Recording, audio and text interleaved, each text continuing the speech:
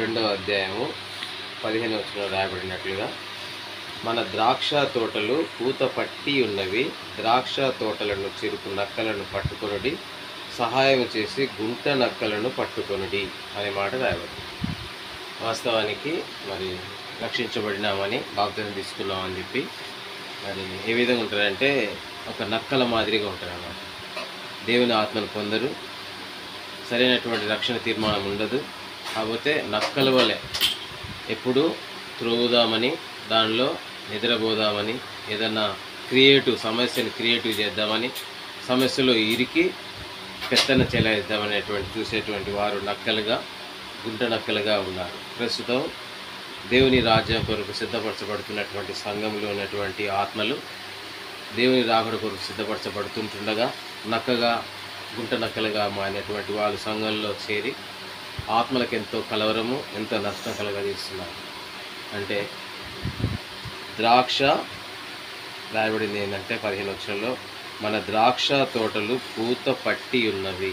అంటే ఈ యొక్క ఆత్మలు ఎదిగి ఫలించాలని దేవుడు కోరుతున్నప్పుడు ఎదిగి ఫలించబోతున్నాయి. అనగా ఆత్మీయంగా పరిపక్వం, అనగా మంచి ఫలాలు ఫలిస్తున్నటువంటి తరుణంలో, ఫలించనటువంటి తరుణంలో కలవరం రేపుతా ఉన్నారు.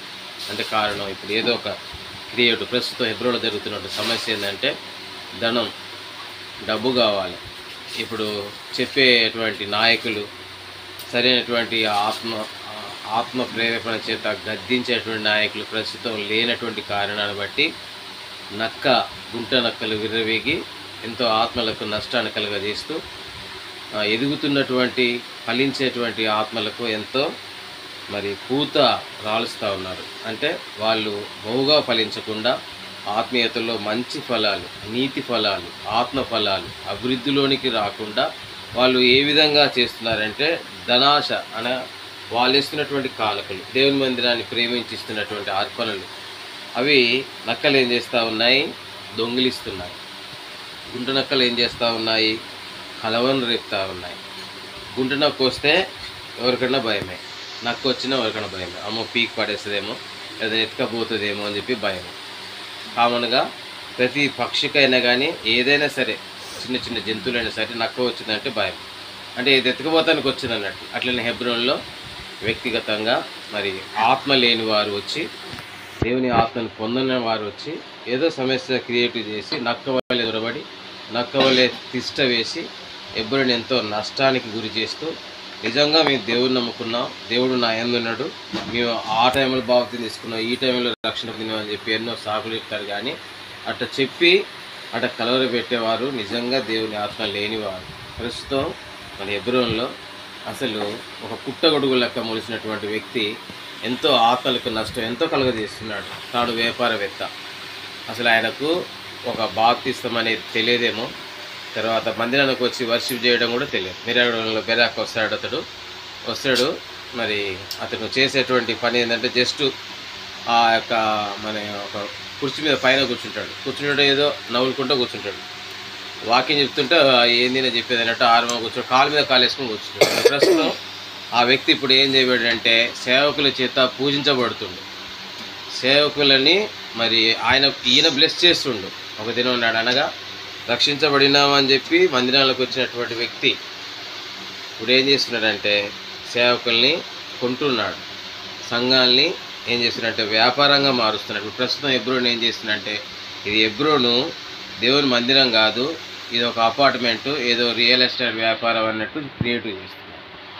కాబట్టి సహోదరుడా, సహోదరి, మన ఆత్మలకు నష్టం కలుగజేసేది కాకుండా మనం బహుగా ఫలించేటువంటి ఏర్పాటులో మనకు ఏదైతే 15వ వచనంలో రాయబడిందో, పరమగీతములు 2వ అధ్యాయం 15వ వచనంలో రాయబడిందో, మన ద్రాక్ష తోటలు పూత పట్టి ఉన్నవి, ద్రాక్ష తోటలను చెరుకు నక్కలను పట్టుకొనుడి. నక్క అనేటువంటిది మనం ఎప్పుడే గమనించవచ్చు. వీడు నక్కనే, వీడు చేసేటువంటి పనులన్నీ కూడా నక్క పనులే చేస్తూ ఉన్నాడు. వీడేం చేస్తున్నాడంటే ఆత్మలను చల్లారుస్తూ ఉన్నాడు, ఆత్మలను కలవరపరుస్తూ ఉన్నాడు, ఆత్మలను ఎంతో దిగ్భ్రాంతి గురి చేస్తున్నాడు. ఆత్మలను ఏం చేస్తున్నాడు? మళ్ళా భౌతికంగా శరీరానుసారులుగా కలహానికి, గొడవలకి పురికొల్పుతున్నాడు. కాబట్టి సహోదరి సహోదరులారా, నక్కలను పట్టుకోండి. పట్టుకొనడం మాత్రమే కాదు, నక్కలను బయటికి వెళ్ళగొట్టాలి. ఎట్లా వెళ్ళగొడదాము? కొట్లాడుకుందామా? పోట్లాడదామా? లేదా కత్తులు పట్టుకొని గొడవలు పెట్టుకుందామా? లేకపోతే రాజకీయ నాయకులు పిలుచుకుందామా? లేదా విలేకరులు పిలుచుకుందామా? లేకపోతే మరి ఉగ్రవాదులు పిలుచుకుందామా? లేదు, అలా కానే కాదు. మీరు నిజంగా విశ్వాసం కలిగి ఉంటే, నిజంగా మీరు రక్షించబడి దేవుని ఆత్మను పొందిన వారుగా, సరైనటువంటి అండర్స్టాండింగ్లో పునాది సరిగా మీకు ఉంటే ఖచ్చితంగా మీరు నోటికి పని చెప్పరు. ఏం చేస్తారంటే తప్పకుండా మీరు ఒంటరి ప్రార్థన చేస్తారు, మీ రూమ్కి వెళ్తారు, తప్పకుండా కన్నీటి ప్రార్థన చేస్తారు. నిజంగా మీకు హెబ్రోన్ అంటే ఇష్టము, నేను ఎప్పుడో రక్షించబడినాను, దైవజనుడి యొక్క మరి హస్తంతో నన్ను ప్రార్థన చేసినాడు, నా కొరకు కన్నీళ్ళు విడిచాడు, నా కొరకు ప్రార్థన చేస్తున్నాడు, ఆయనను పలకరించాను, ప్రైజులను చెప్పాను, ఆయన చూశానని దైవజనుడి గురించి భక్త సింగుల్ గారి గురించి ప్రశంసించినటువంటి ప్రశంసలు నిజంగా నువ్వు చెప్తున్నట్లయితే, నిజంగా నీకు దేవుని యందు విశ్వాసం ఉన్నట్లయితే ఖచ్చితంగా నీవు ఒంటరిగా వెళ్ళి ప్రార్థన చేస్తావు.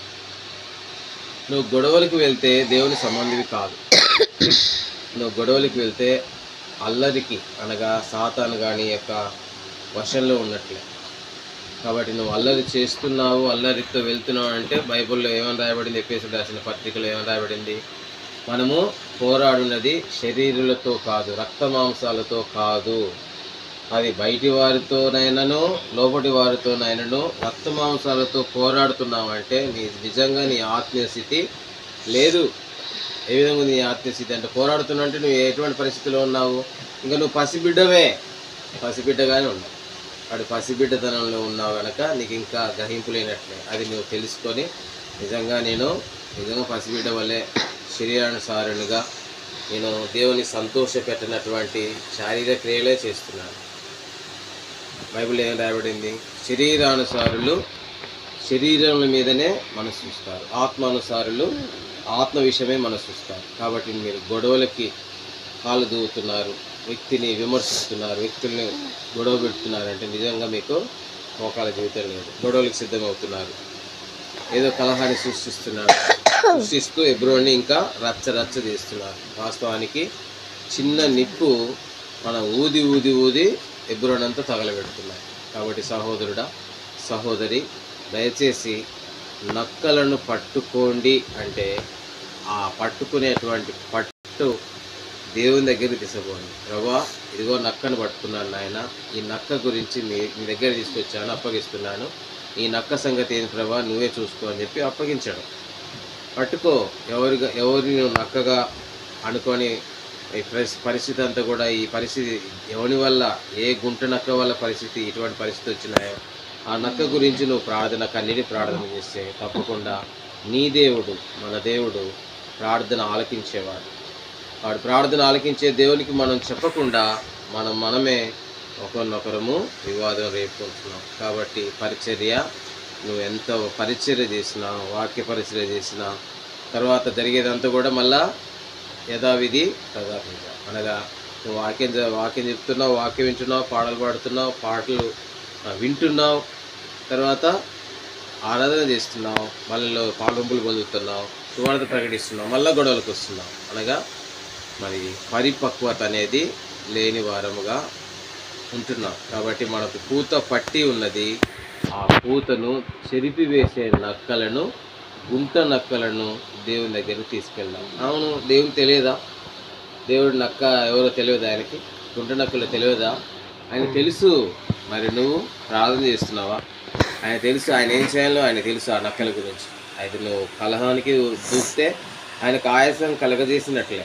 నువ్వు వివాదానికి దూకుతుంటే ఆయనకు ఆయాసం కలగజేసినట్లే. కాబట్టి సహోదరుడా, సహోదరి, పేతురు రాసిన పత్రికలో రాయబడింది.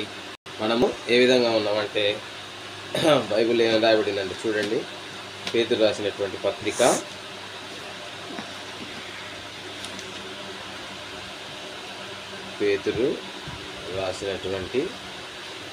మరి పత్రికలో ఈ విధంగా రాయబడతా వచ్చింది. అది చదువుతాము.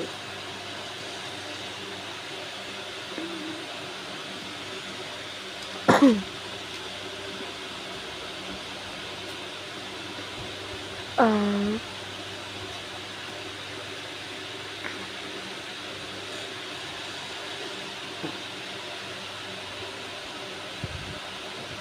ఇక్కడ చూడండి 2వ అధ్యాయం రాయబడిందంటే యేసుక్రీస్తు ద్వారా దేవునికి అనుకూలమైనకు ఆత్మ సంబంధమైన బలులు అర్పించుటకు పరిశుద్ధ యాజకులై ఉండునట్లు మీరు సజీవమైన రాళ్ళ వలె ఉండి ఆత్మ సంబంధమైన మందిరముగా కట్టబడుచున్నారు. చూసినారు, ఆత్మ సంబంధముగా మనం కట్టబడుతున్నాం కాబట్టి శరీర సంబంధంగా కాదు. కాబట్టి ఆత్మ సంబంధంగా కట్టబడుతున్న మనలో శరీరము మళ్ళీ రాకూడదు. అందుకొరకే ప్రభువు తాను అప్పగింపబడుతున్నటువంటి తరుణంలో తాను మరి శరీరానుసారుడు అనగా తన బలాన్ని చూపించిన కానీ అప్పగించుకుంటూ వచ్చినాడు మన ఆత్మల రక్షణ కొరకై. కాబట్టి ఒక ఆత్మ రక్షించబడాలంటే మన త్యాగం ఎంతో అవసరం. కాబట్టి సహోదరి మనమే ఖర్చుకుంటున్నాం. ఒక వ్యక్తి ద్వారా ఈ ఇష్యూ అయింది కాబట్టి ఈ ఇష్యూని దేవునికి చెప్పడమే మనం చేయవలసింది. అనగా ప్రార్థన పూర్వకంగా దేవునికి చెప్పడము, దేవుని గోజాడము, దేవుని కన్నీళ్ళు విడిచి అర్థించడమే తప్ప మనం గొడవ చేస్తే ఆయన ఎంట్రీ కాడు. ఎందుకంటే గొడవలకి ఆయనకు సంబంధం లేదు. గొడవలు అయితే ఆయనకి ఇష్టం లేదు. ఆయన పిల్లలు గొడవ పడుతుందంటే ఆయనకి ఇష్టం ఉండదు. గొడవ ఎవరి ద్వారా వస్తుందో ఆయనకు చూపించి ఆయనకు మనం ఏ విధంగా అంటే యోసేపు తన తండ్రికి అనగా యాకోబుకి ప్రతి సమాచారము అందించేవాడు. యాకోబుకి యోసేపు. అట్లా అందరికెల్లా యోసేపు అంటే యాకోబు చాలా ఇష్టపడేవాడు. అంటే మనము యోసేపు వలె ఫలించాలంటే మనము పరలోకపు తండ్రికి మనం చెప్పేవారంగా ఉండాలి. అంతేగాని యోసేపు తన అన్నదమ్ములు చేసినటువంటి పనులు బట్టి వాళ్ళ మీద పోరాలి.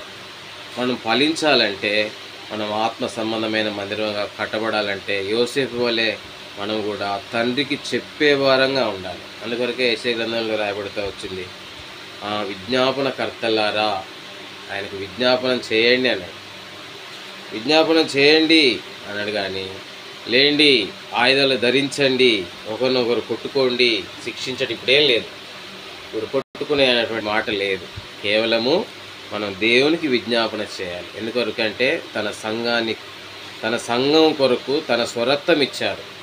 తన స్వరక్తం ఇచ్చి తన సంఘాన్ని కాయాలని ఒక ప్రత్యేకమైనటువంటి ఏర్పాటు ఆయన ఇచ్చిన తర్వాత ఏ ఏర్పాటు ఏ విధంగా ఉండాలో ఆ విధంగా ఉండాలి. ఇప్పుడు హార్మోనియం ఉంది, ఒక్కొక్క దాన్ని మనం ప్రెస్ చేస్తే ఒక్కొక్క వాయిస్ వస్తుంది. అట్లే ఇది ప్రెస్ చేస్తే ఇది రాదు, ఒకటి ప్రెస్ చేస్తే అన్నీ ఒకటి తిరిగి రావు.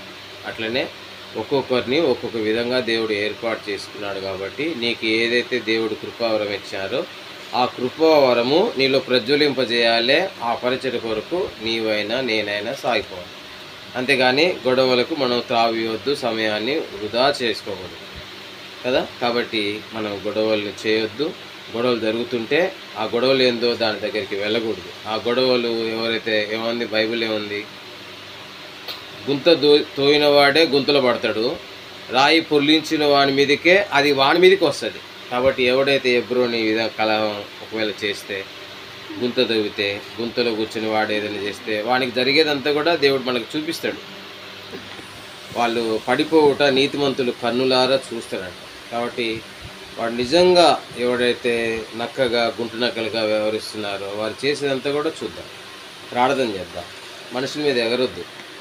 వాడు చేసినట్టు మనం చేయకూడదు. వాడికి ఆత్మీయత ఉండదు.